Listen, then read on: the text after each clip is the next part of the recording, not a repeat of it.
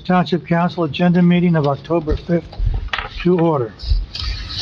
Adequate notice of this meeting has been provided in accordance with the requirements of the Open Public Meetings Law by filing the notice in the office of the Township Clerk and by posting the meeting notice on the bulletin board at the municipal building on December 18th, 2020, where it has remained posted since that date.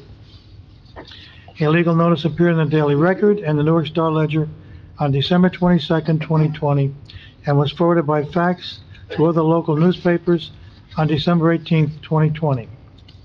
Council meetings are videotaped and aired on Cablevision, Public Access Channel 21 at 11 a.m. on Sundays, and are also available for viewing at www.parsippany.net. Would you all join me in the flag salute? Well, go ahead. I pledge allegiance to the flag of the United States of America and to the republic for which it stands, one nation, under God, indivisible, with liberty and justice for all.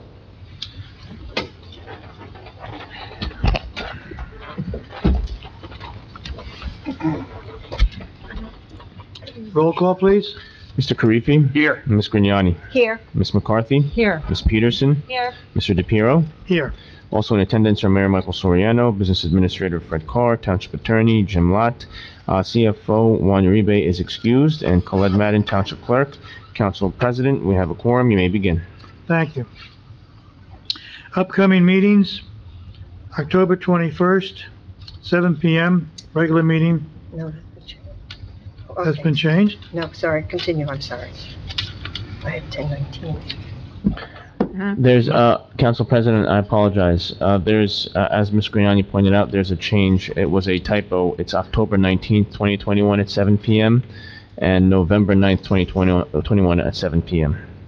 This is the 9th. Repeat that again. It's October 19th 2021? and November what? 9th, 2021, both at 7 p.m. That's what I have. Could be a different version of the Yeah. agenda. I think maybe he fixed it before he printed it. So she printed it. Interesting. Okay, thank you. Mayor, the floor is yours. Thank you, Mr. Council President. This Friday, please join the Township of Parsippany and our local Sons of Italy chapter this Friday, October 8th, as we raise the Italian flag at Town Hall at 8:30 in the morning. The public and members of council are welcome to join us. COVID cases as of today. Total number of COVID cases in Parsippany stand at 4,730.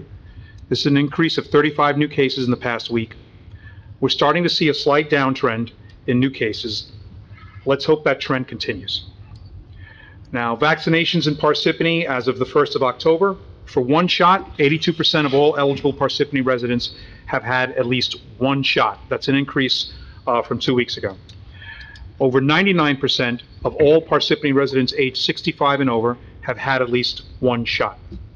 Fully vaccinated, 76% of all eligible residents have been fully vaccinated. That's an increase from over 2 weeks ago.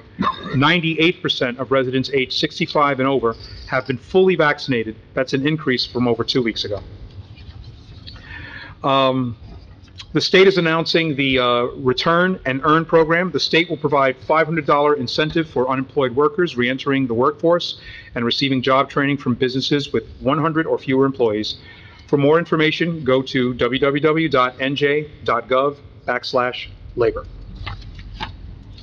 PSE&G announces an enhanced energy efficiency incentives for victims of Hurricane Ida. This is from September 1st to November 1st, 2021. PSE&G customers in Morris County impacted by Hurricane Ida can receive incentives to purchase energy efficient appliances. $200 for qualifying HVAC and water heating equipment, $50 for qualifying refrigerators and clothes washers. Okay, this may be outside the town, but we do have friends that live outside the town. Make sure you let them know. It's important to take care of our neighbors. Flu and pneumonia shots will be available to residents at the community center this month. To make an appointment for your flu shots, you call the health department at 973-263-7163. That's 973-263-7163. Trunk or Treat returns to Parsippany on Halloween at the Onyx campus. That's Sunday, October 31st, Halloween, from 2 p.m. to dusk, rain or shine, at the Onyx campus located at 7 Sylvan Way. This is a safe and fun way to do trunk or treat in a very open space that's protected. You could register to decorate your car and give out candy by going to pthreconline.com. The deadline to register is October 25th at 5 p.m. Mayor, why are we having it there instead of at the Veterans Park like we did before? Veterans Park is not spread out enough. Oh. The parking lot area that we use, it's not spread out enough. You'll see the Onyx complex is going to be quite spread out. Onyx is hosting us, and not only that, we offered to return the leftover money from the July 4th fireworks, and they told us to keep it and use it for Candy? the trunk or treat. Yeah, for everything we need, candy and decorations and whatever. So, Okay. all right. So there's not only that, you know, I have talked to residents. They're like, you know, why don't you do some things on that side of town, as they say, on the 202 Morris Plains side of town. I'm like, well, most of our government structure is here on this side of town, so I figured this is a little way to spread it out. Okay, thank Okay. you. Sure. Batapalooza and Green Fair at the main branch library, October 23rd. This is at 449 Halsey Road from 10 to 2 o'clock. It's hosted by the Parsippany Green Team and the Parsippany Library. You're going to learn about the misunderstood creatures of the night and explore the many local organizations working to protect the environment. Presentations are arts, crafts, and more. For more information, call the library at 973-887-5150. Batapalooza. Yes, this is about the Indiana bat. Okay, this is not something that Harrison Ford played in a movie, okay? The Indiana bat started lessening in numbers about 2006 from something called white nose mold, I believe it is, and it killed off the population. If you've noticed that we've had a lot more mosquitoes over the past couple of years, it has a lot to do with the bat population in our area dying out. So this is very important very important part of the environment. You'll see that Boy Scouts all over town are always building up bat houses and little bat caves all over the township. So this is what they're trying to do to help it. There's a basic crime prevention tips seminar on October 28th at 11 o'clock. That's the Parsippany Police and the Police Athletic League, the PAL, will present basic crime prevention tips, a seminar to help residents stay safe and informed about how to prevent crime in our neighborhoods. The cost is free, but it's limited to residents age 18 and over. For more information, call the PAL at 973-335-0555. And now I'd like to read something special into the record.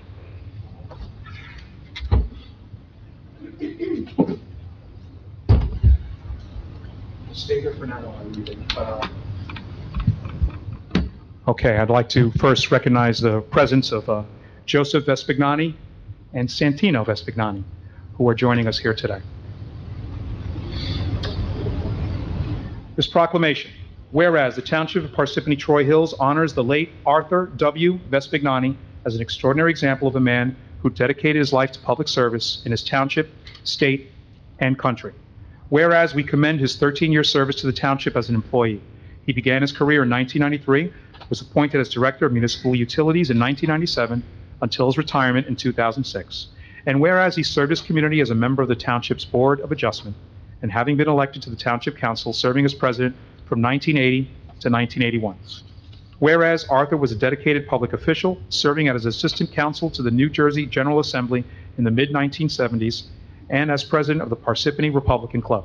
And whereas he was involved in community athletic programs for youth, serving for many years as a member of the board of directors for both the Parsippany Soccer Club, Par Troy Little League East, and as coach and manager on all levels from minor league baseball to senior league all-stars, as well as travel team soccer.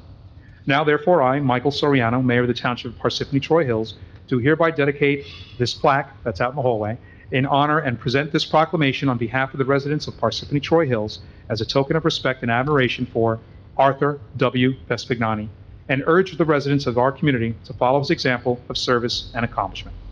Can you come on up?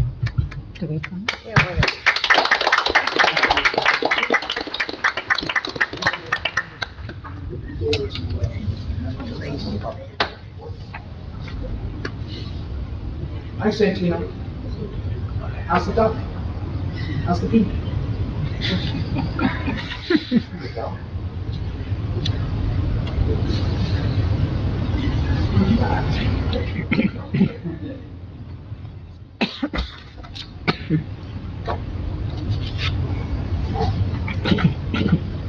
Okay, let's go out in the hallway for a second.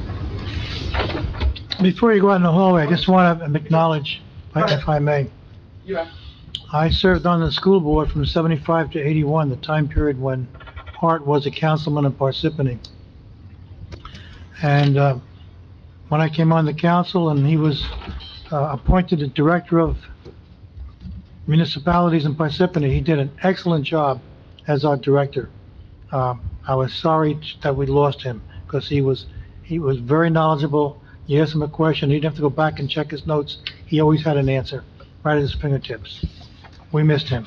Okay, so now we're going to unveil the plaque. Sorry. Okay. Yeah. Maybe you can pull this. They No, got no, no. space for that? I want you to take this. Can you hold that right there? You could hold that right there. You can hold that. Well, I'll get that before you. Okay. Okay, on three. 1, 2, 3. And it says, in memory of Councilman Arthur W. Vespignani, January 1st, 1978 to December 31st, 1981. All right, pleasure. See, look, it's Grandpa. That's Grandpa. Grandpa. No, that's not you. That's Grandpa was a big St. Louis fan, if you remember. Ah, Cardinals. Very nice. Thank you very much, Mayor. And City Council, Unless you thank wanna you so hold much it. for the You can honor. keep that. Thanks very Let me much. get that. The wall you don't want to end up on, is that the post office, right? Thank you very much. Let me give you this. Mr. Council President, that concludes my report. Thank you.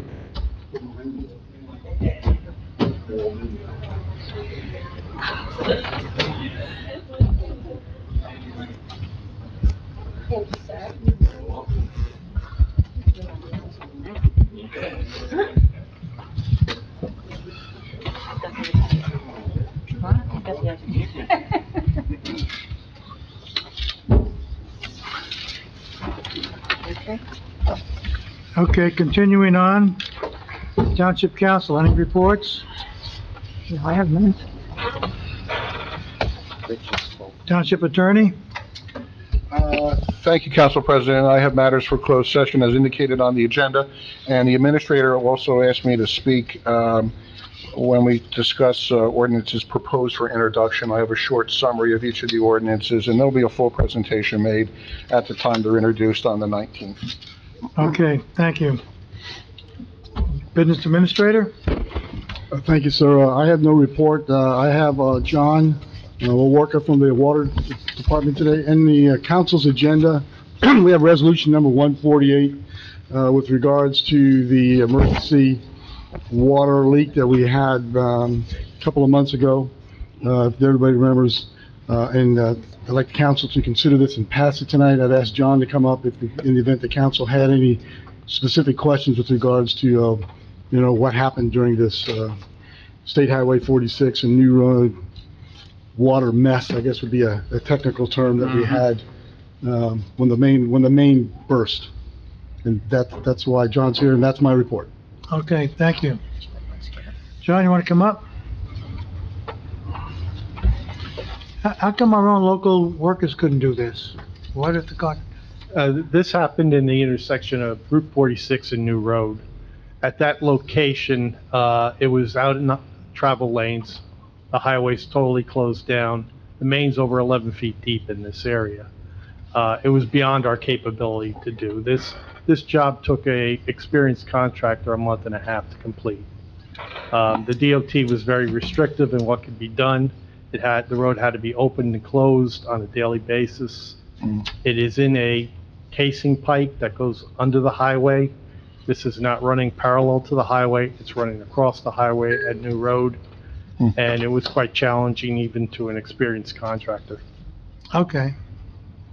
John, I have a question, not in relationship to what you've just spoken about, but on Vale Road and Beverwick, there's been quite a bit of construction, digging and what have you. Does that have anything to do with our water, or are they doing something else? The intersection of Vale and Beverick, Vale I and believe, Beverick. is the gas company. Okay, However, we've had a series of main breaks on Beverick Road yeah. further down towards the funeral home for the past few weekends.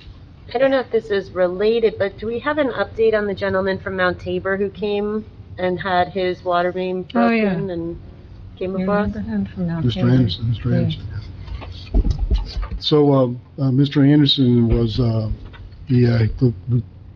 it's unfortunately, as Mr. Lott said, ma'am, was that it's on private property of the Camp Meeting Association. Mr. Anderson actually owns the house. The Camp Meeting Association owns the dirt. And it's, at the end of the day, is a private property dispute, not dispute, but problem that's not the township's water line.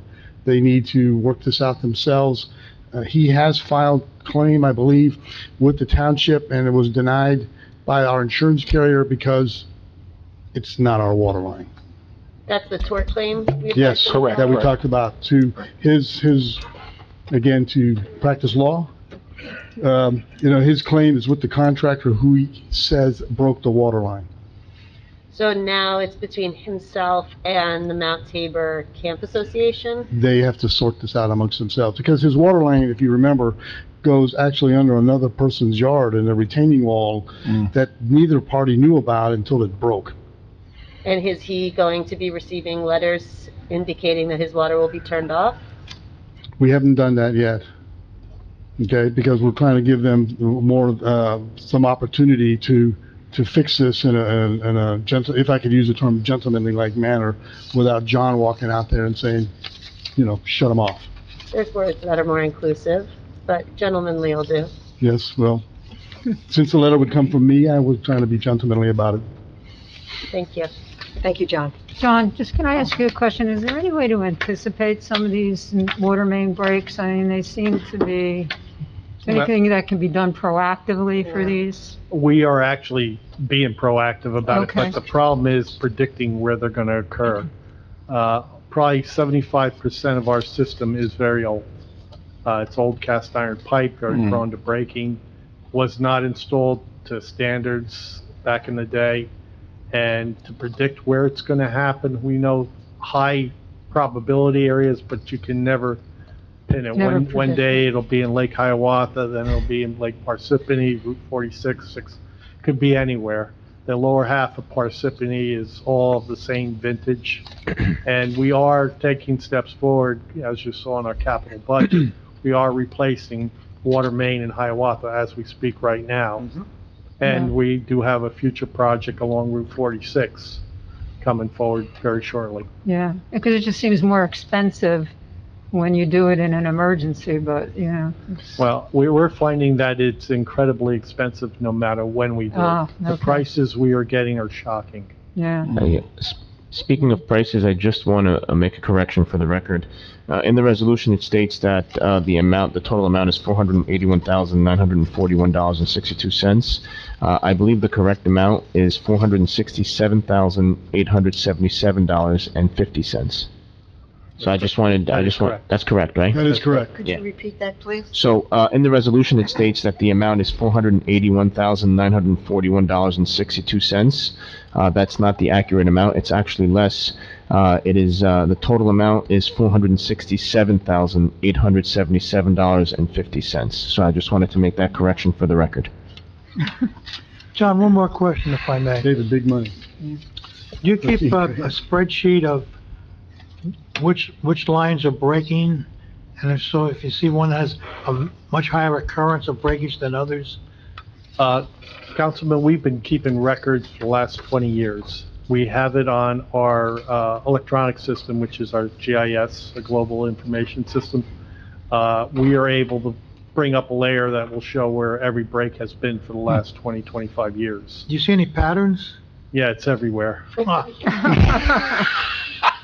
Okay. That ought to narrow it down.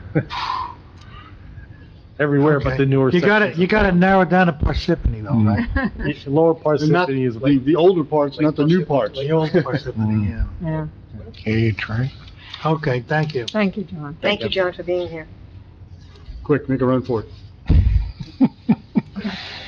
No, that's an order. Is that me? Is that me? Yeah, you can leave. Okay, is that it? That's all I had, sir. Thank you. Okay. Township clerk, No report at this time, Council President. Thank you. township offices and committees? Not this time. No. I have one if I may. Craftsman Farms, I'm a liaison to Craftsman Farms and a trustee. They had their virtual gala, and fundraising for their virtual gala exceeded all expectations. They made, the money's not all in yet, but it's 140,000 plus, just at their gala.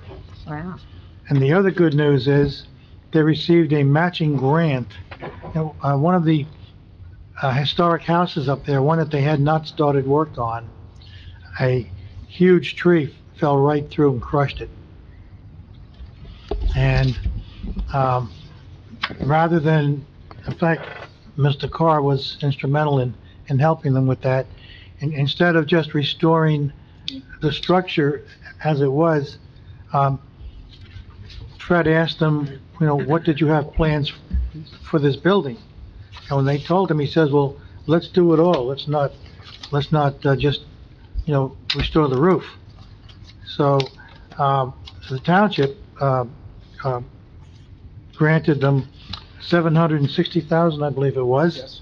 And now they have a matching grant for another $760,000, which totally funds the restoration of that building to its historical self. That's great. And thank you, administration. You're welcome. Councilman, if the council would see their email that I sent out later this afternoon, they've also gotten an award for the other building from the Preservation, Yeah. New Jersey Preservation Association, That's great. for the work that they did. Right, that was the education. Education annex, correct. The education annex, yes.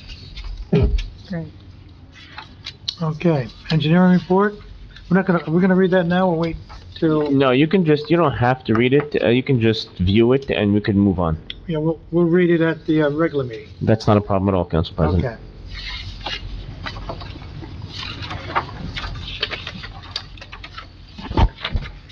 Bids to be taken, Craftsman Farms, log house kitchen restoration and annex rehabilitation, which is what we were just talking about. 10/26/21, that bid is to be taken. Now I'll entertain a motion to open to the public. Make a motion. Second.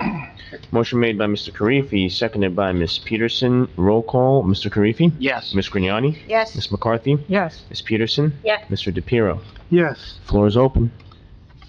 Anyone wish to speak on any matter, come forward, sign in, state your name and address for the record. You have 5 minutes. Or do you want to keep that?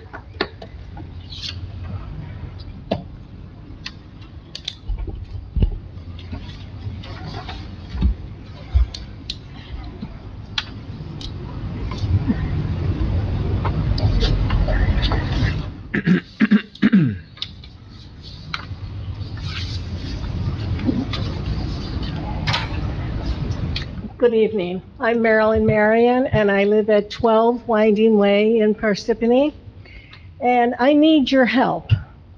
I came here tonight to ask for the council's help in removal of a cat colony that is in my neighborhood. Just to let you know, in compliance with the Trap, Neuter, Vaccinate, and Relief Program, 3 neighbors signed nuisance complaints against the Parsippany Animal Control Department. We had a hearing on September 19th in Mine Hill, and we're told we needed specific names on the complaint. So we were dismissed. We are planning to file again if necessary. I became aware of the number of cats when the motion detector security lights on my house were continually going on all night. My husband and I are senior citizens, and this did frighten us, especially since there was a warning coming into my development reminding people to lock their cars when parked in their driveways. We also had to purchase a camera for safety reasons. This is when we discovered the number of cats passing through our yard. We had noticed piles of cat droppings on our lawn and could not understand what was going on. We then realized the cats have been defecating on our lawn and driveway. Upon calling the Parsippany Animal Control, I was told because of the trap, neuter, vaccinate relief program, there was nothing that could be done. While I understand this program, I am the one cleaning up after them. During the winter, I was told by a neighbor that there were over 30 cats in a colony at 3 Laurel Drive. When I mentioned this to the animal control officer, she stated, "There are a lot more than that." Then in June, I called the mayor's hotline expressing my concern. I was again told about the TNVR program. This was not a help to me. I then researched the program, which states how to file a nuisance complaint. I wanted to come back before then. However, I felt as a courtesy to the mayor, I asked if I could meet with him first. It took 8 weeks and 4 more phone calls before I was able to get some time with him. He asked what I felt should be done about the cats. I said I wanted them out of my neighborhood, that they belong on a farm and not in a residential neighborhood. The animal control officer was at that meeting. After much discussion, the mayor asked the officer, "How many cats am I talking about?" She said 42. Then some of the neighbors noted about a year ago, they were told 10 cats. So I guess this program is not working. The mayor told the officer they would have to talk. I haven't heard anything since. The resident at 3 Laurel Drive is feeding this colony and is considered a caregiver to these cats. I don't know if there's a record kept on how many times the animal control officer monitors this home. It is truly a health hazard to me and my neighbors. I am concerned about mine and my husband's health. We cannot continue to clean up after these cats. We can't even keep cushions on our outdoor furniture for sanitary reasons. I have in my possession a petition regarding the removal of the cat colony signed by 27 residents of the neighborhood. As a homeowner in Parsippany for over 30 years, I'm asking you to abide by the TNVR program and relocate these cats. We don't want to go against the caregiver because this is not her fault. It was the responsibility of the animal control officer to keep this under control. I was told on an email sent to me from the mayor's office that it takes time, patience, and a heart. The time is up. I have no patience left. And I'm insulted to have anyone think I do not have a heart. Can this council help me? Could anybody say anything to help ma'am. me? So, if I call the BA, so you went to Mine Hill and you put the complaint against the animal control officer herself, not the keeper of the I put a colony? control against the animal control department. Okay, A for, name was not mentioned. so the charge was against, so the complaint was against the department, not against the person keeping the colony? That's correct, because I don't feel that it was her fault if she's a caretaker and it's monitored by the animal control. But it's I her don't- responsibility to maintain her colony, Well, who checks up on it? again, According to... the ordinance, According to the ordinance, correct? yes. Which I've read, She's yes, ma'am. supposed to do that. Now, however, it also states here, there's a nuisance clause. Repeatedly destroying, desecrating, or soiling public or private property is the nuisance. If you want to file a complaint, it's stated in section 9134 that you should, when upon, you have to designate this be investigated, but you need 2 affidavits, and you have to file through the court system, which in itself was a joke. Because when I went to the court system, like it says here, the animal control officer has the complaint forms. She does not. She sent me to the municipal court. They gave me a form that looks like a form you would get a restraining order against somebody, like I wanted to put them in jail. I do not want to put these people in jail. I feel I want this colony out of my neighborhood. It's a disgrace in the morning when I have to walk out and get my newspaper and pick up crap all over the sidewalk, excuse me, but I'm using crap, I could say a lot of other things, the way I feel about it. Agreed. But I have to pick them up, pick all that up before I could even get to my newspaper, and it's absolutely disgusting. It smells, and I live in a beautiful neighborhood. And we shouldn't have to put up with the cat colony. I'm sorry. Okay. And I do not want these cats killed. So, I'm going to be known as a person wants cat. I don't. They have to find a home for them. Fortunately, with all the reading I've done on this, and I found something in a magazine that was sent to my house about a popcorn zoo in Forked River. Mm-hmm. And they take animals. And it was started by taking dogs and cats that were loose or had a problem.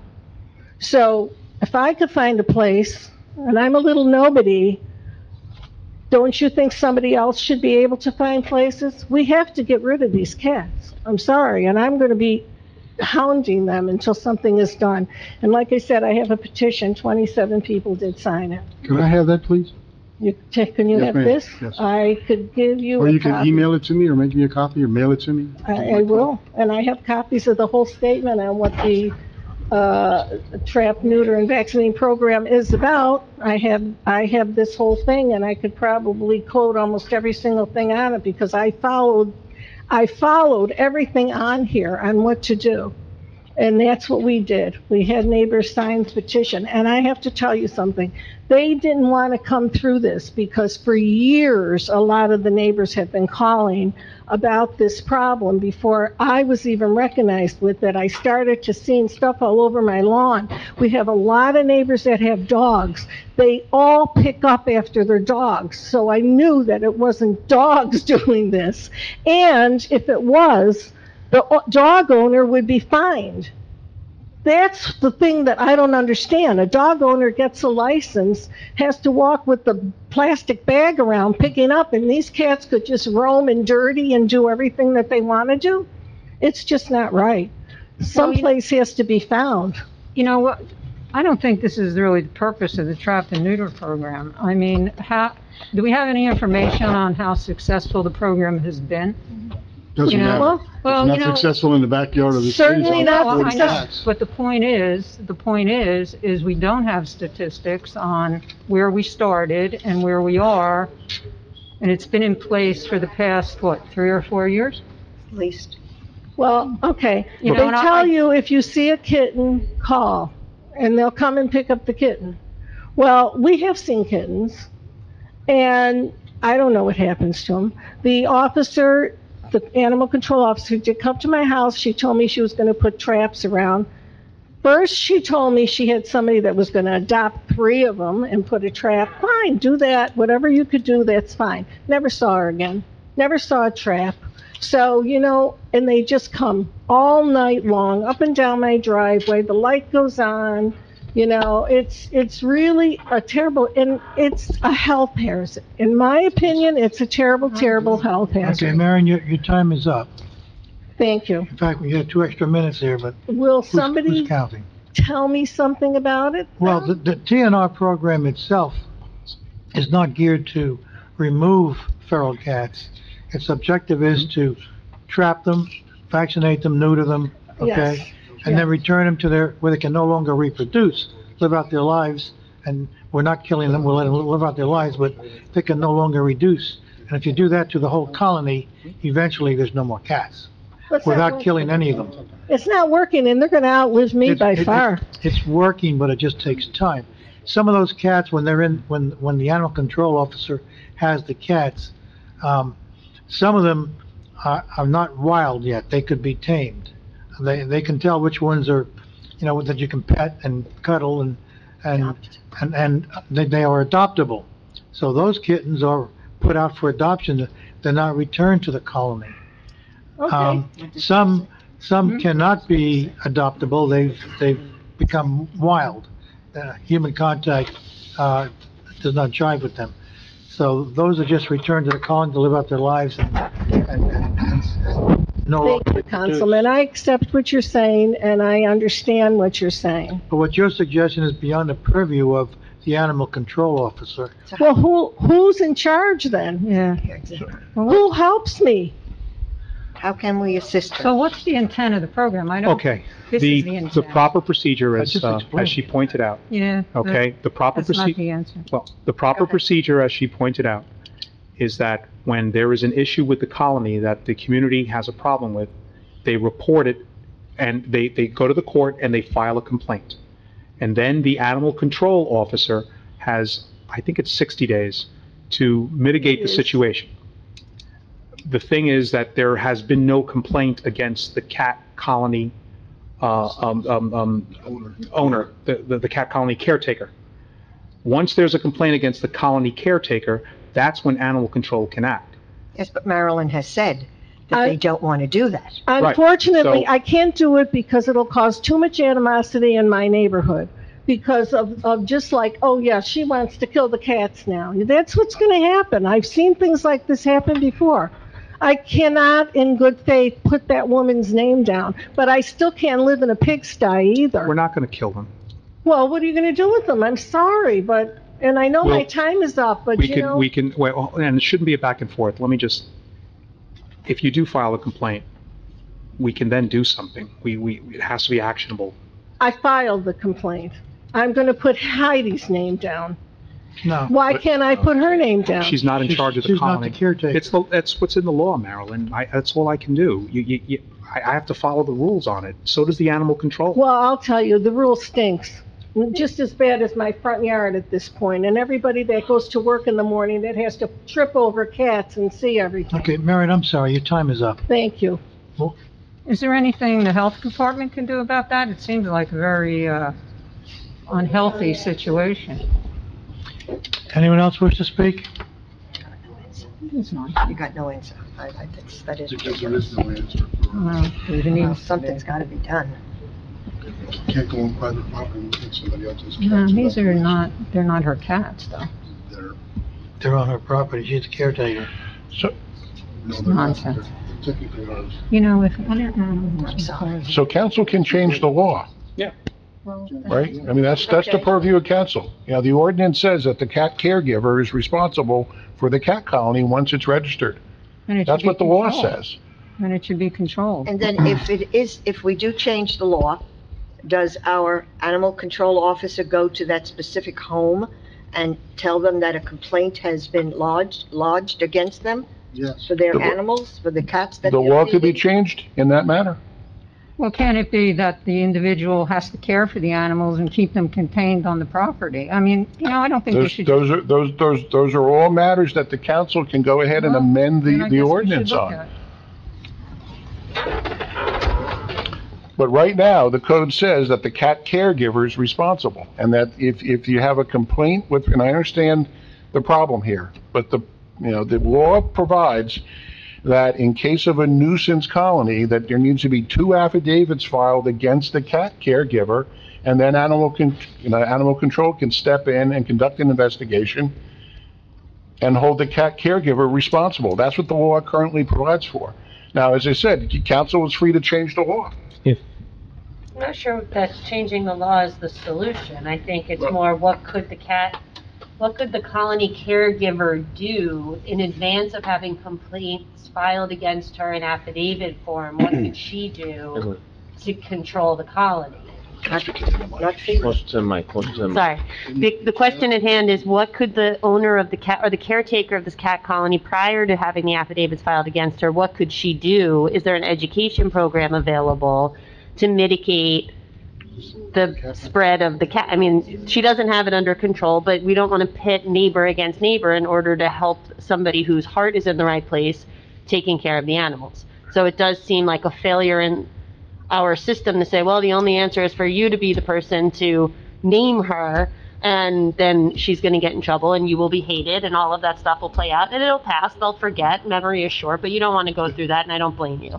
However, there's got to be some other answer instead of saying, well, if you don't want to be that person, sorry, we can't help you. So perhaps the change in the law is a neighborhood can file a complaint, not an individual. Could I make a suggestion? If this is an issue, why not have a working group with the mayor and the administration and 2 members of council and the attorney to talk about this, if this is an issue, instead of having it on the days? Yeah, and I agree. I think there has to be some responsibility of the caregiver. It just can't be on everybody else to resolve that problem, or the people in the neighborhood to resolve the problem. I mean, I wouldn't like it if cats were defecating on my property. So maybe that's the next step. You were So, gonna say something. if I may, so we can. Just so we're clear, the person who's the caregiver volunteered for this responsibility. And they're failing to do the And they're job. failing. And they're not doing what they're supposed to. A properly maintained feral cat colony where the cats are taken to a doctor, spaded, neutered, and released, then you don't have kittens.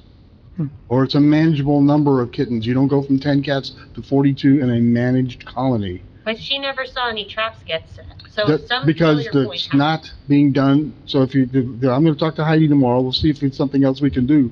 But the failure, unfortunately, right or wrong, is on the owner of the cat colony. That's why we have TNR programs all over the towns that I've had in New Jersey, and this is not an uncommon problem. But part of the aggravation that I she agree. has with this problem is that this is the only problem we've had, her trying to go to the courts, trying to get anything done with it. We obviously have a lapse, a failure in one of our caretakers. All the other caretakers are doing what they're supposed to do, and the numbers are going down. We don't have the exact numbers for you right now, Janice, but I'm looking for us to get them. Well, But at the very least, that, there is obviously a failure here.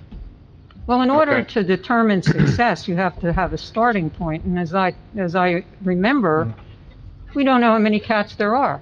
So, I mean, how can you make a determination on success if you don't know how many cats are out there? How many No, colonies? no, we can get you numbers. We can count all the wild cats in Parsippany? No, we can count the ones in the colonies. We know Oh, how many there are. only the colonies. Yeah. But I mean, it doesn't sound like it went from 10 cats to 42. I guess the neutering program isn't successful. No, the She's neutering not- program is not she's successful not doing in her this instance at that place. Yeah, so I don't think it should be on the homeowner to take on that responsibility. No, it's not on the And maybe- homeowner, it's not her fault, it's the caretaker. No, but it's the homeowner's responsibility to get something done about it, and I don't think that's correct. Well, so we can talk more about it. Yeah, please. Complaint that she needs a home. Thank you for your patience, sir. You Okay. can- Sorry. My name's Gary Wank. I live at 9 Laurel Drive in Parsippany. I live 3 houses up from 3 Laurel Drive.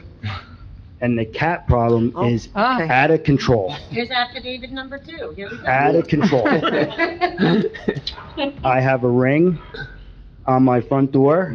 I counted 9 on my stoop at 4:30 in the morning, sitting there. My granddaughter was in the backyard just recently and picked up cat poop. We had to rush her in the house and wash her hands. It's disgusting. The smell is absolutely horrendous. How about we trap the cats and bring them to your neighborhood?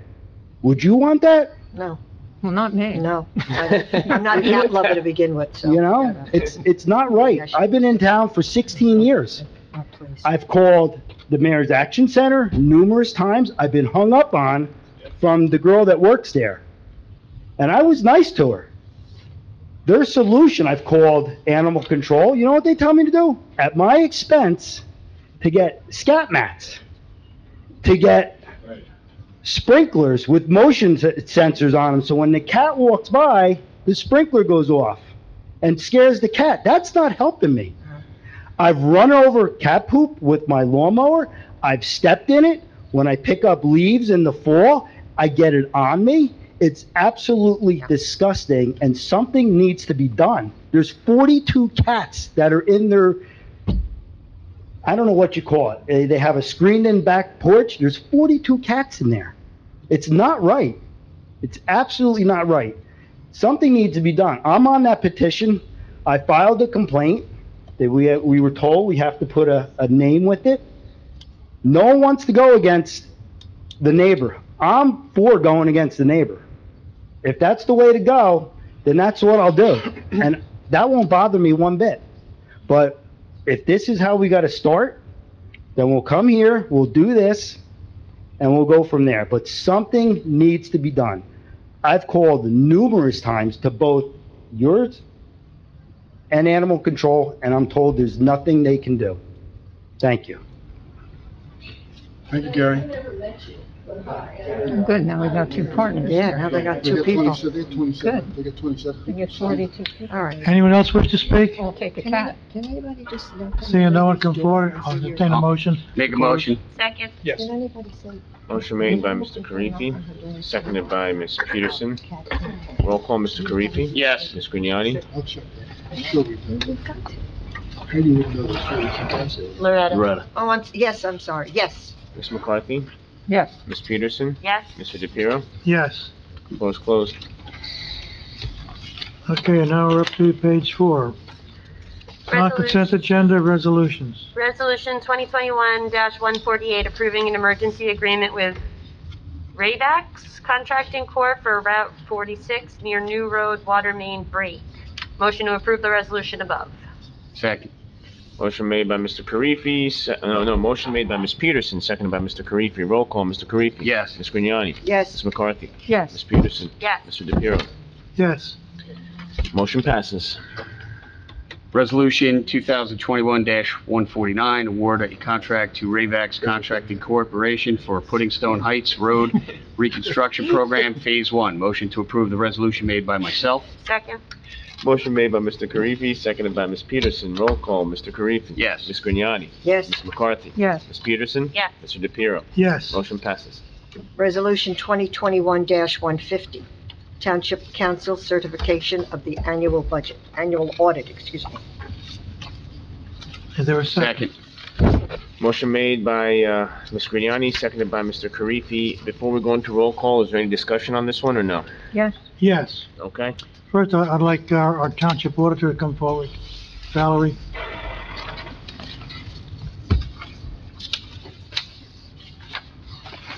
Good evening, everybody. How are you? I just have a couple of points that I just want to highlight for you, and then I'll obviously open it up for any questions that you all might have on the audit this year. We have once again completed our 2020 audit. In the past, the audit due date was actually June 30th, but due to delays at the state this year and with the COVID pandemic, they actually extended your deadline to September 30th. This audit was filed on time with the Division of Local Government Services, so even though I'm here pretty late in the year for last year's audit, you are still actually on time and timely. A few financial highlights. That I want to cover. I know we've been discussing at length throughout every budget process and the budget at what strength, at where we were struggling financially, the township was. So I want to give you a few financial highlights that really tied into some of your decisions that you made. The fund balance in the current fund actually saw a decline from just a little over $1 million at the end of this audit. That decline was about $3.9 million, which really was what you utilized to support the 20 budget that was not regenerated as a result of the losses of revenue, which then caused an operating deficit. And because of that, the rules said you can't really regenerate fund balance. It goes straight to fund anything that's a deficit, which then left you with 1.5 million in an actual operating deficit that will need to be raised in a subsequent year's budget to cover the losses. They're all really tagged totally combined between those losses of revenues and that piece. The utility fund balances in both water and sewer also saw a large decline. Your fund balance was down in water $1.6 million from a little over 3.5 million down to just a little under $2 million at 1.9. The sewer utility was actually down almost $3.6 million, which was from $6.4 million down to $2.8 million. The golf utility, on the other hand, everybody was outside, actually saw an increase of about $500,000 from 1.2 to $1.7 million. Two key things that factored into a lot of this, besides the losses of revenue, was residential utility collections saw large decreases. That was related to the pandemic, that people paid your property taxes. Your tax rate stayed strong at over 99%, but your collection rate on the utilities went from about an average between the two utilities of about 98% down to 92%. And that really was part of the executive orders. You couldn't turn the water off, you couldn't do anything, those bills weren't being paid. Additionally, you have your debt increase. This year, your debt overall increased from 137 million to just shy of 160 million, which sounds like an awful lot, but you're still well below the allowable 305 million that the township is actually allowed to have. So, also this year in the report, as you all see, there's a large number of recommendations. I didn't want to stand up here and read them all to you, so I figured if you wanted to just ask questions on specific recommendations, I'd gladly cover any recommendation that anyone might have. But just as we were going through, couple of key things to realize when we were looking at this report. You had two major financial positions change positions in this year, with Keith and Ann both leaving, and Fred and Juan both coming on late in the year. There were a lot of things when you have that big of a change in personnel that things get lost in translation, things just get changed. And so really when you start looking at a lot of these recommendations, hopefully now that Juan's got a full year under his belt, and Fred has been here a full year, I would expect to see a turnaround of a lot of these items to see cleaned up. So I don't know if you have questions. I would gladly answer any questions that you might have. I know that it's a lengthy report. Okay. Janice? Yeah, I believe there's like 10 or more audit points that raise concerns. I think whether there are adequate controls in place, and they'll be addressed going forward. I mean, and some of the concerns, I guess most concerning to me is not reconciling the subsidiary ledgers to the general ledgers.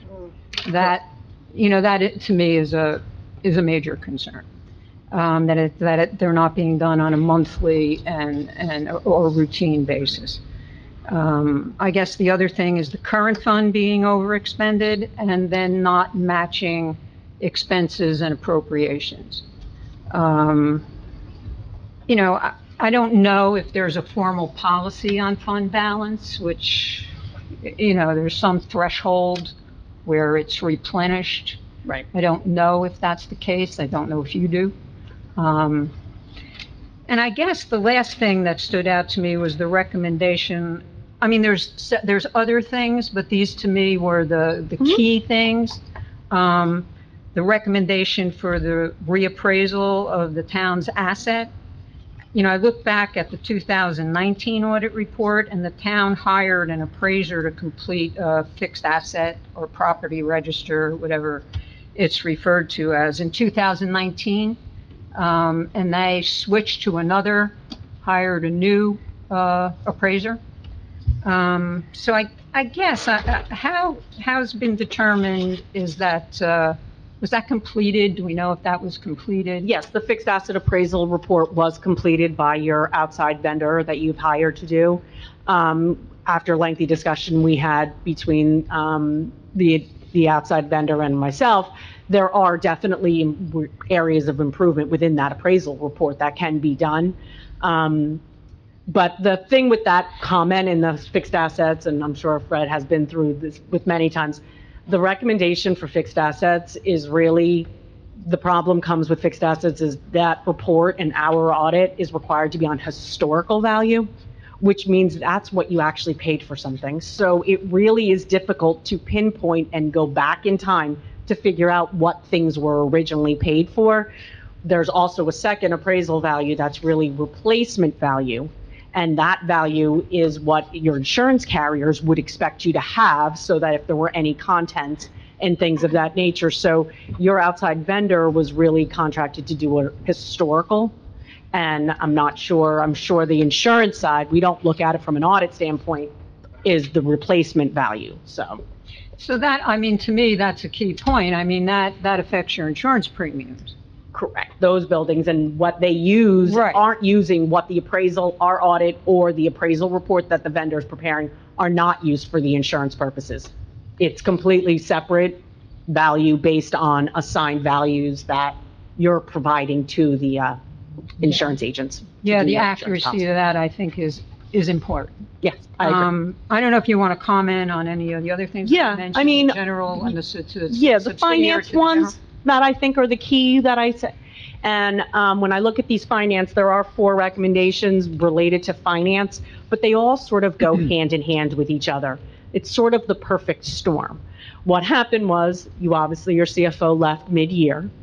She was keeping things afloat, so Ann was really gone by August, and Juan wasn't really in staff and working until October, so there was a gap time where Ann was sort of doing some things, but she wasn't doing the day-to-day reconciliations and the day-to-day things of that nature, because she had another job at that point. And I believe when conversations with Juan, the volume of what was behind just really was astronomical. No one could So it wasn't- could catch up. It wasn't being done? It just wasn't being done because there really was no one sitting in the chair. It's a full-time job, and there was no one sitting in the chair. And so until Juan got into the chair, there was a several-month gap. In a town this size and the large number of reconciliations, it's basically you finish 1 month and you move on to the next month because it took you all month to do the previous month. So, excuse me, are you saying that there was no one in the finance department that was able to do any of this work on a monthly or a weekly basis? Dan was doing the best that they could, I think is what happened. And from my conversations with Juan, I believe what he thought that Dan was doing a lot more. And Dan, right. And miscommunication or communication of learning your own staff. There's a learning curve when you take on a new job that I believe Juan had a little bit of a learning curve. And now going forward, like I said, right now it's October, here we are. I don't know where he's at going forward. That would be an ideal question. We can follow up with Juan or you all, the administration, as to he's current now. Hopefully he's current and reconciled. We helped him get through the end of the year. And I would assume going forward, Juan was in place and was keeping things up to date. So I think what happened is those finances got a little bit behind, and when they get behind, everything sort of snowballs. And it really is how it became as a snowball. So you're saying it would have helped if we had hired Juan like around June? When your timing May or of June. leaving a CFO could be the timing of, and possibly staying on, what was Ann, I'm not sure Ann's agreement was, what Ann was going to do. I don't know all of her agreements either. So it was sort of like you were in limbo a little bit for a couple of months, and it showed in the finance. So the answer is Ann came in every day for council, remember, I saw her here a lot at night, and Ann's function at the end of the day, weekends was, for all intents and purposes, she was bailing water, to do what she could at night and on the weekends for the 5 months till Juan showed up in October, and then, of course, he walked in on the first day, and we started our budget hearing, so, he was listening to the budget, trying to and trying to do catch-up. So I think... I agree, Ann was here on the weekends even, I saw her here. The nighttime, Yeah, like, so... she and was we have- here, but she was doing, She was bailing water. Good answer. So we are, Juan and I are in a much better position right now than we were last year at this time. I will say that from understanding the budget. Our budget conversations for next year's budget starts the 18th. But my point is that these controls are concerning. right. And like, I know I have said before, the controls, yes, from an audit standpoint was, should this have been qualified opinion based on the controls that were lacking for this? I felt that this point, it really wasn't, because this isn't historical for Parsippany. This was, you really did have a gap in employment, and this is what falls through the cracks. Ideally, I'm expecting 100% of things being back to normal, being back to being reconciled, back to having normal comments and recommendations that we've had in previous years. We've always had a few recommendations here and there. A town your size is never going to be perfect. Most towns aren't. There's always something. And that's my bigger concern is what was done. And here I am 10 months after the fact at this point. Really, how are we doing going forward? And like if Fred is saying that him and Juan probably have a better handle on it, I would agree that it's easy enough to do. And from my conversations with Juan, I believe he's using the finance department to his advantage also. He's using the employees that are there to help him do the things that they were doing. I don't believe everybody, when you change bosses, nobody quite knows where they're supposed to fit. And so I think there's better direction. Turns out he's a very good manager. Okay. Any other questions for Valerie? Does that account for the lack of maintenance on the inter-fund receivables? Yes. All that falls together when those reconciliations aren't done, and they weren't done until post-year end. That's when those interfunds, and those interfunds really come out with, because Parsippany has what you call a claims fund. All of your bills are paid by the claims fund. But at the end of the day, reconciling that claims fund is imperative to ensure that all of the funds send the money to the claims fund, because if not, your regular operating fund fronts all of that cash. And so all of those interfunds funnel back into the claims fund. So without doing those reconciliations timely, that's how the interfunds got so large this year, was because until they were reconciled, did you realize that bills that were being paid for the golf were never were done and paid, they just never were replenished from the golf. Basically, all the cash was sitting in all the wrong bank accounts at the end of the year. Is that same with payroll not being fully reconciled? Well, the payroll one not being reconciled is a little different. That's more of a reconciliation. That's just a very large reconciliation that I remember conversations with Ann used to take a very long time. And it just one of those that got away, but is at this point hopefully cleared up and rectified. That was mentioned in 2019 as well. It's been a problem. Payroll is not really a change in personnel. That account has been a problem for you for several years, that bank rec. And I guess that's one of our largest expenses. It's one of your largest expenses, and it really does require a lot of attention because obviously with a payroll your size, every payroll, it's very hard to keep track of it all and not have reconciling items that don't get cleared and outstanding checks and lost paychecks and all kinds of things that happen. But on that flip side, when you have payroll, there are various agencies that need to get paid when they withdraw pension. All of those payments are being made. That's not our problem in the it's really the timing of those reconciliations being done. They are done eventually. They're just done way later than they should be. So errors go longer before getting cleared. Thank you, Valerie. Sure. And that's the accumulated sick time and vacation days as well? Yep. The analysis just get done late. But, thank you. Of course. Thank you, Valerie. Anytime. Thank you. Any other discussion? I just have a statement to read if no one else has any comments. Just a brief.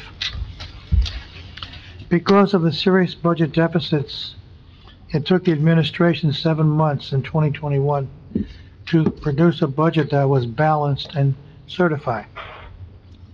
Balanced and certified does not mean that this was a good budget. Far from it. The administration has solved its deficit problems by pushing a lot of its problems into 2022. All of the concerns that I stated during the budget process have been confirmed by our township audit. The sustainability of this budget should be a concern for the township in this and in future budgets. And as we just heard, hopefully, they're all being worked on. Fred, you did, B.A. Carr, you did mention that you're starting the budget process? Yes, ma'am. So the budget, our first budget hearing from the departments and divisions will start the 18th of October. Okay, and when will the auditor be invited into your meetings, or are they not at this point? Right now, we're not there yet, so Okay. I get first cut. I don't think Valerie wants to listen to a week's worth of, Okay. Chatting, if you I will. don't think so either. I think so either. So when the council, my bad last year not knowing about the finance subcommittee. Again, I said before, I'll take that hit. When I get a better idea of where we are moving forward, then we'll bring in the finance subcommittee or the two members of council and Valerie and have that roundtable conversation. We should not be, excuse me, taking this long like we did this year, unfortunately. Last year, lots of bad things all went south at the same time, COVID being the big dog in that fight. Okay, thank you. Yes, I'm expected to go back to California at the end of October for some stuff. Juan is not in the country at this time, so that's why we chose those 2 weeks in that 1 week in October, because that's when actually we were both here at the same time. Great. That's Thank the planning of that. Thank you very much. Okay, thank you. Roll call, please. So we had a motion by Ms. Grignani, seconded by Mr. Carriffy. Roll call, Mr. Carriffy. Yes. Ms. Grignani. Yes. Ms. McCarthy. Yes. Ms. Peterson. Yes. Mr. DePiero. Yes. Motion passes.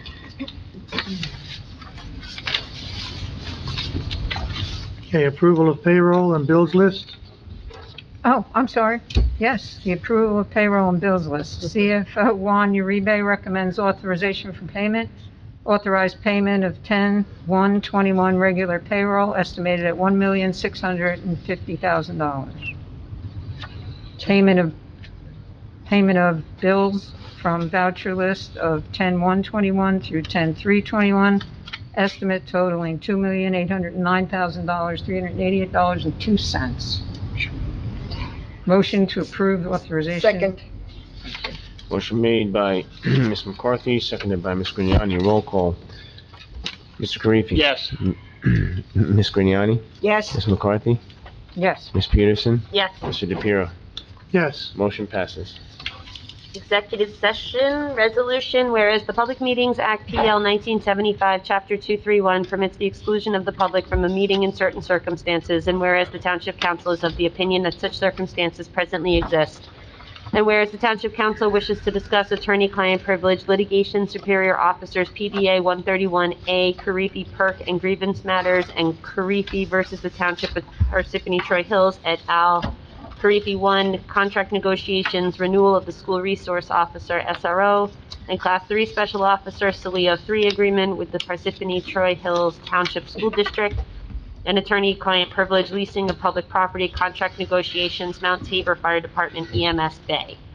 And whereas the minutes will be kept, and once the matter involving the confidentiality of the above no longer requires confidentiality, the minutes can be made public. Now therefore be it resolved by the Township Council of the Parsippany Troy Hills that the public be excluded from this meeting. Motion to adjourn in the closed session. Second. Motion made by Ms. Peterson, seconded by Ms. Grignani. Roll call. Mr. Carriffy. Yes. Ms. Grignani. Yes. Ms. McCarthy. Yes. Ms. Peterson. Yes. Mr. DePiero. Yes. We're now going to adjourn into closed session. With the motion. Motion to reconvene into open session. Second. Motion made by Ms. Grignani, seconded by Ms. Peterson. Roll call. Ms. Grignani. Yes. Ms. Peterson. Yes. Mr. DePiero. Yes. Motion to adjourn the meeting. Motion to, Second by Ms. Grignani. yes. Motion by Ms. Peterson, second by Ms. Grignani. Roll call. Ms. Peterson. Ms. Grignani. Yes. Mr. DePiero. Yes. Okay, have a good night, everybody. Thank you. Good night, Ann. Have your eggs. I gotta hit the men's room.